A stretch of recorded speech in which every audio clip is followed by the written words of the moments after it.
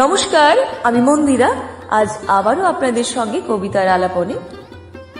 কেউ কথা রাখেনি, এই তিনটি শব্দ উচ্চারণ করলে যার কথা আমাদের প্রথমেই মনে আসে তিনি আমাদের সকলের বরেণ্য কবি সুনীল গঙ্গোপাধ্যায়।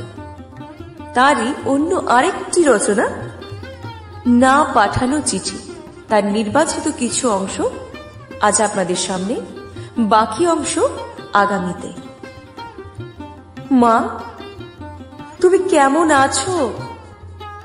আমার পোষা বেড়াল খুঞ্চু, সে কেমন আছে? সে রাত্রিরে কার পাশে শোয়? দুপুরে যেন আলী সাহেবদের বাগানে না যায়। মা, ঝিঙে মাচায় ফুল এসেছে, তুলিকে আমার দূরে শাড়িটা পরতে বলো, আঁচলের ফেসোটা যেন সেলাই করে নেয়। তুলিকে কত মেরেছি, আর কোনোদিন মারব না। আমি ভালো আছি, আমার জন্য চিন্তা করো না। মা, তোমাদের ঘরের চালে নতুন খড় দিয়েছ? এবারে বৃষ্টি হয়েছে খুব। তরফদার বাবুদের পুকুরটা কি ভেসে গেছে? কালু ফুলুরা মাছ পেয়েছে কিছু? এবার মেঘের ডাক শুনে কই মাছ উঠেছিল ডাঙায়। আমি আম গাছ তলায় দুটো কই মাছ ধরেছিলাম, তোমার মনে আছে মা? মনে আছে আলী সাহেবের বাগানের সেই নারকল?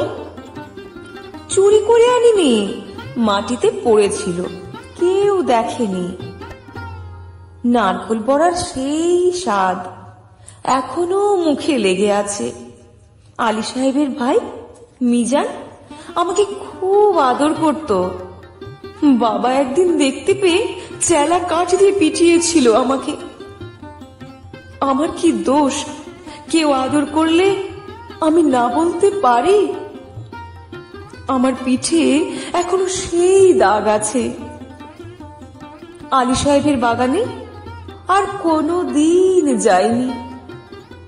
আমি আর কোনো বাগানে যাই না। সেই দাগটায় হাত বুলিয়ে বাবার কথা মনে পড়ে। বাবার জন্য আমার খুব কষ্ট হয়। আমি ভালো আছি, খুব ভালো আছি। বাবা যেন আমার জন্য একটুও না ভাবে। তুলি কি এখনো ভূতের ভয় পায়? তুলি আর আমি পুকুর ধারে কলা বউ দেখেছিলাম। সেই থেকে তুলির ফিটের ব্যারাম শুরু হলো। দাদা সেই কলা গাছটা কেটে ফেলল। আমি কিন্তু ভয় পাইনি, তুলিকে কত খেপিয়েছি। আমার আবার মাঝরাত্রে সেই কলা বউ দেখতে ইচ্ছে করে। হ্যাঁ, ভালো কথা। আর দাদা কোনো কাজ পেয়েছে? নকুর বাবু যে বলেছিল বহরমপুরে নিয়ে যাবে। দাদাকে বলো ওর ওপর আমি রাগ করিনি। রাগ পুষে রাখলে মানুষের বড় কষ্ট।